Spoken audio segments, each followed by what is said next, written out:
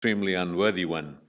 I think that what we have learnt from His Holiness and Acharya Tulsi and the great tradition of the Jains has been that our ancient civilizational heritage continues to have a deep vitality and a deep energy. And the very fact of this conference that brings together a confluence of energies, insights, and wisdom is a remarkable illustration of that potential, of that imperative in today's fractured planet, when diverse worldviews are ripping us apart, that there is an engagement of this kind that seeks to bring this together, not in the intention of converting people to our individual perspectives, but to see that how we can learn from each other. And since modern science is the traditionally accepted new science, the new knowledge that is available to us after thousands of years of evolution of traditional wisdom, whose focus was really in developing the most sophisticated mind training techniques that have been available or created really in human history in our part of the world, and to see how that can engage with modern sciences. And there are, of course, commonalities and there are challenges. And we have to recognize, as the Jain tradition is today doing, is that we cannot exclude any branch or facet of knowledge in our quest of truth and the pursuit of happiness. The Buddha taught, as did Mahavir, that we suffer because we misconstrue and embrace a false sense of reality. And what is that true nature of reality? And obviously it has been approached from diverse sources and diverse perspectives, each of which have evolved unique insights and perspectives that they can bring to the table of discussion and discourse. So today, monks, as you do in the Tibetan tradition, in the Tibetan Buddhist monasteries of His Holiness the Dalai Lama, study formally as part of their training as monks, quantum physics, neuroscience, and the entire gamut of modern sciences, along with their tradition of mind training through the dialectical process, which is why you'll often see images of Tibetan monks debating and clapping their hands, which is really a symbol of the sword of wisdom striking through the air to generate insight. And so the rigors and demands of a scientific curriculum and engaging with the methods of Jainism, Buddhism, and the rich gamut of traditions is not necessarily about harmonizing the two, but about what one can learn from the other, including other faiths. His Holiness has often remarked that the empirically verified conclusions of modern cosmology and astronomy must now oblige us to accommodate these and, if necessary, to change the assumptions found in Buddhist texts. And so the journey of His Holiness in embracing science today has included substantial empirical research at the best universities in the United States, so that they are impartial, they are impersonal in terms of the influence that the source religion can give to them. So there is research at Richie Davidson at the University of Wisconsin is looking at the neurobiology of the brain, looking at the impact that the meditation on compassion has. Why the meditation and compassion? Because today, you, sir, were at the teaching by His Holiness. I recognize you. Welcome. So it really is to look at and accept independent scientific research, not scientific research that originates from a particular faith, but comes to the systems and processes of science. I will just offer a brief conclusion from a quotation that His Holiness treasures greatly, and this comes from a sutra, and it's called the Kalma Sutra. It says that it is proper that if you have doubt that you have perplexity, for if a doubt has arisen in a matter which is doubtful, do not be led by reports or tradition or hearsay. Do not be led by the authority of religious texts, not by mere logic or inference, nor by considering appearances, nor by the delight in speculative opinions, nor by the idea of unseeming possibilities and certitude. What you know for certain, and when you know for certain that certain things are unwholesome and wrong and bad, then give them up. And when you know for yourselves that certain things are wholesome and good, then accept them and follow up on these. This is summed up in the motto of the Royal Society, take no one's word for it. And that is a tough call for religions today. And I think it's wonderful, and this is to celebrate the effort of inspired by and administered by Dr. Mishra and inspired by Muniji to move in that direction. I bring you the greetings of my Buddhist community and the community of His Holiness the Dalai Lama. Thank you. Ladies and gentlemen, we have a very significant presence here at the inaugural function, Padma Bhushan Justice Dalveer Bhandari ji, a legal luminary of our country, of the International Court of Justice, Hague, the Netherlands. He was at the Apex Court of India as a judge for 21 years. Justice, we believe, should be tempered with compassion. Justice, we believe, should be tempered with mercy. And that has been reflected in all the landmark judgments given by Justice Bhandari. And since judiciary is a very important pillar of society and of democracy, it should also progress with changes in society.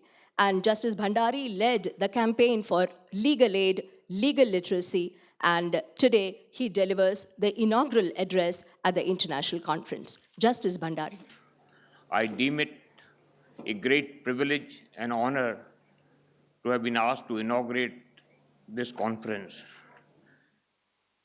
In my view, looking to the present world scenario, there is a great relevance of basic principles of Jainism, particularly the principle of non-violence. The entire world is sitting on a volcano which may erupt any time, at any point of time. The amount of nuclear warheads and weapons which have been accumulated by some countries have the potentialities of wiping out the entire humanity. The main principle of Jainism, non-violence alone, has the potentiality of saving the humanity from destruction. In my view, never before adherence to the principle of non-violence was more relevant and important than now. Jainism is one of the oldest logical scientific religion in the world. Therefore, it is even now very relevant and useful to society. Jainism has molded and influenced many societies predominantly because of its emphasis on non-violence. Jain doctrine is pertinent when it advocates that universe is uncreated, real, eternal, and infinite, with no beginning or end. Modern science has confirmed that universe has automatic working process. The matter is never destroyed, it only undergoes changes to different states or modes. This is the law of nature. Jainism is fully logical and scientific. This statement can be proved from various illustrations. Jainism's theory of karma, which finds support when we witness so much of disparity in society among living creatures. The doctrine of karma also does away with necessity of any outside agency and invisible or pervading, omnipotent supreme being, creator, destroyer or preserver, and dispenser of justice for punishing and rewarding the living beings. Scientists also feel no need of unknown hand to interfere with automatic working of the universe. The law which regulates the doctrine of karma is based on the principle of cause and effect. The old saying, as you sow, so shall you reap, present the whole doctrine in a nutshell. The karma creates genes, and genes and karma both determine the life circle and inheritance of living being. Genetic sciences says we are what we are because of our genes. Genes not only bear genetic traits of their parents, but also represent karma performed by individuals. Researchers have arrived at a conclusion that karmas are the cause and genes are the effect. Karmas direct, instruct, and motivate genetic codes of functions and mutate accordingly. In Jainism, every living being is responsible for his action and thoughts and faces the consequences of his action in accordance with the basic law of Jainism.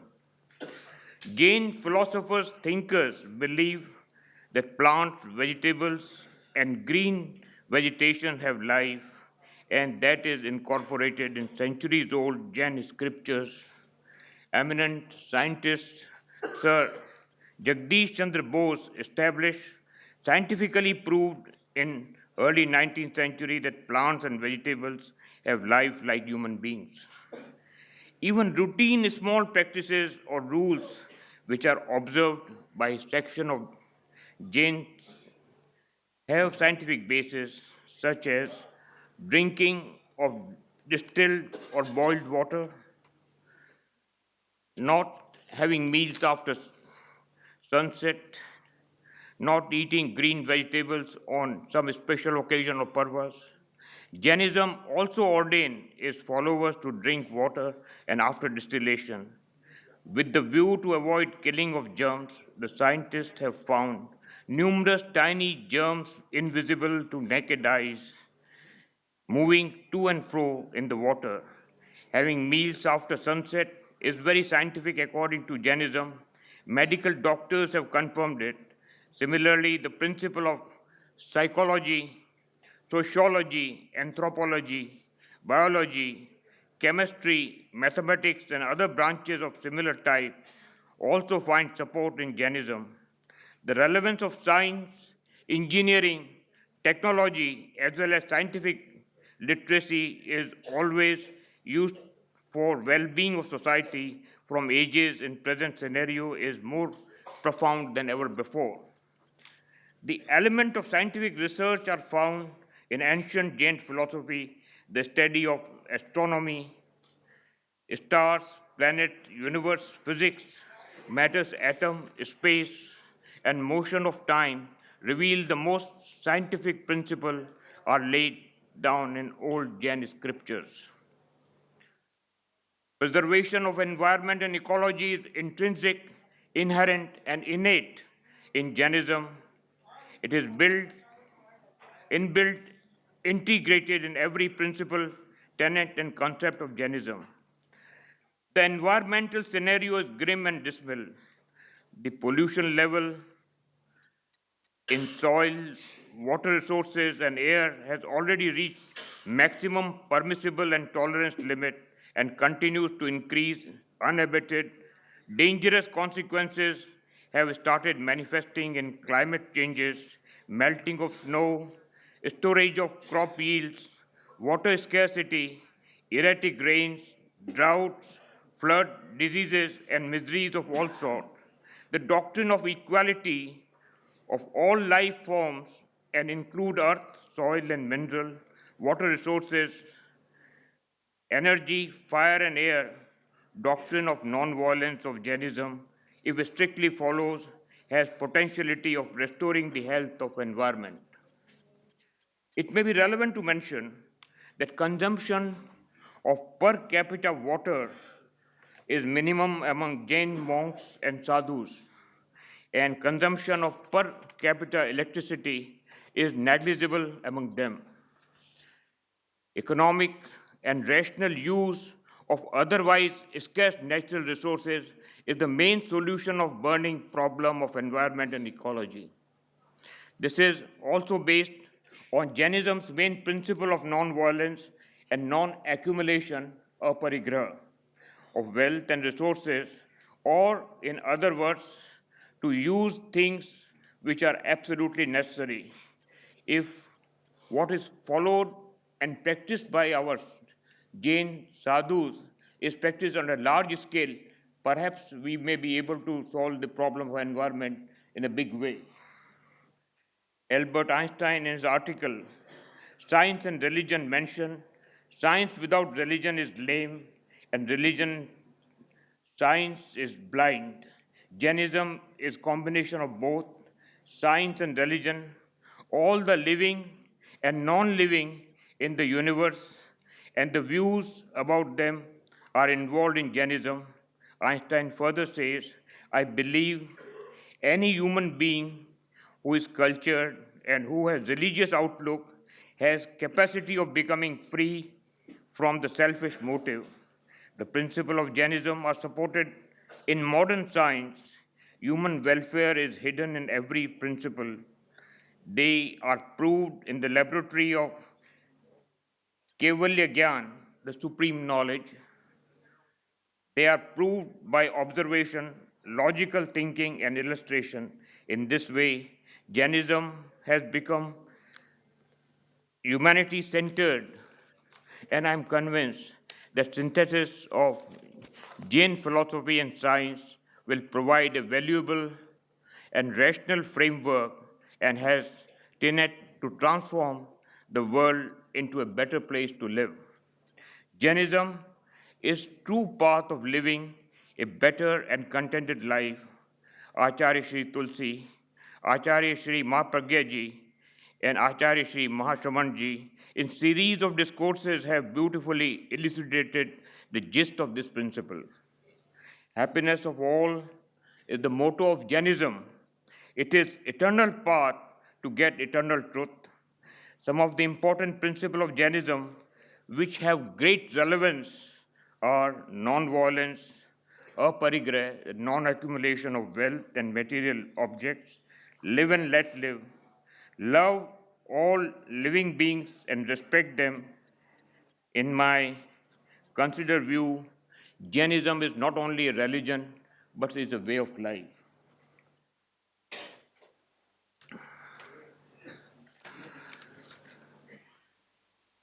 In my view, need of the hour is to correctly translate Jain scriptures and agams and interpret them by a team of experts. This kind of intense and comprehensive deliberation and exercise may further open gateway of serious research and ultimate outcome may prove beneficial for the entire mankind. I am keenly looking forward to the gist of deliberation and suggestions of the experts in this international conference. I would like to conclude my address by quoting a great Chinese philosopher, Confucius. He says that by three methods we can acquire wisdom. First, by reflection, that is the noblest. Second, by imitation, which is the easiest. Third, by experience, which is the bitterest. Now, we are really working on the third way of gaining and acquiring wisdom. I wish all the participants a very pleasant and fruitful stay. Thank you very much for kind attention. Ladies and gentlemen, when we are discussing philosophy, when we are discussing problems of our society and the world, the political process is very important. And the political leader who occupies a center stage in the political process is very important. We look up to the political leader in many of our efforts, or most of our efforts. Today we have with us Dr. Harshavardhan, who's a Minister of Science and Technology and also of Earth Sciences in the Government of India. He's a medical doctor. He's a master of surgery. And all of us know how he won the election from Chandni Chowk in a very exciting manner. Ladies and gentlemen, when he was earlier the Minister of Health in 1994, he took up the challenge of polio immunization And today we can very proudly say that polio is almost eradicated. And very self-effacing, very accessible, and honest and efficient minister, a model for all our political leaders. Dr. Harshvardhan is our chief guest. May I request him for his address? It's really beyond my vocabularies and linguistic abilities to describe my sense of pleasure at seeing what is actually happening here. All these years since I started my public life in '93, I have always been propagating at all international forums through data and through explanations. I assure you I will not get into those details here, that because I worked in health for 40 years, it is now in science for 1 year, and that has always been a passion area for me, and I have always recommended to the world, even at all international forums, World Health Organization, where I worked for a number of years as an advisor, that if you have to achieve health for all, for the whole world, then there is sufficient knowledge and wisdom in India, and more particularly in the Jain philosophy and the Jain principles and the Jain lifestyle and the value system that the Jain philosophy propagates. I remember with a lot of nostalgia some 72 to 96 hours that I spent in Bikaner in 1996 in the company of Acharya Mahapragya ji, when I was the Health and Education Minister of Delhi, and I took all my officers of the education department, starting from the Secretary Education to the best principals, some 50 to 75 of them, maybe it was 100. And they spent 96 hours there, and then we were thoroughly convinced that the Jivan Vigyan movement started by Acharya Mahapragya ji in the country has great potential to transform India and to get India the best human beings in future. And this particular activity that has been initiated, I think this is also going to be a blessing in disguise, not only for India, but for the whole world.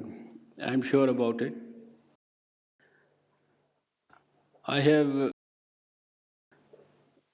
gone through the ancient wisdom of India in all fields in great detail in my past. I will not talk in detail about it right now here, because I remember that unfortunately in India there are still significant number of significant people who mock at it when you talk of the ancient wisdom of India. I remember that at the last Indian Science Congress in 2014, when I talked about the antiquities of the Pythagoras theorem, it received more attention in media than it deserved, and all the important topics about the climate change and the biotechnology and the earth sciences and the great mathematicians and the scientists who have come from abroad who put forward so many great things, they all got eclipsed. But I'm so happy that under the leadership of Acharya Mahendra Muni ji, we have initiated this process. And as he rightly said, that we have to convert knowledge into wisdom. I think in our glorious past we had knowledge also, we had wisdom also. And I think over the years we seem to have either lost it, or if not lost it, we seem to have developed that feeling where we don't respect that wisdom. And this research is basically, we don't have to do something new. This is already there in all our scriptures. And as far as the Jain philosophy is concerned, we know that we have references to our all the Jain Tirthankars in the Vedas also. So the Jain philosophy is probably the one of the oldest Hindu philosophy, not only for this country but for the whole world. The supremacy of science to be able to solve all the problems of the world, I think this is now well established. And we may not know the explanation, but science explains everything. And all that is in our scriptures, all that we have learned over the years, it has been explained by science by our great people in the past also. So when we talk of science and Jain philosophy, I don't consider it as something new that we are probably trying to do.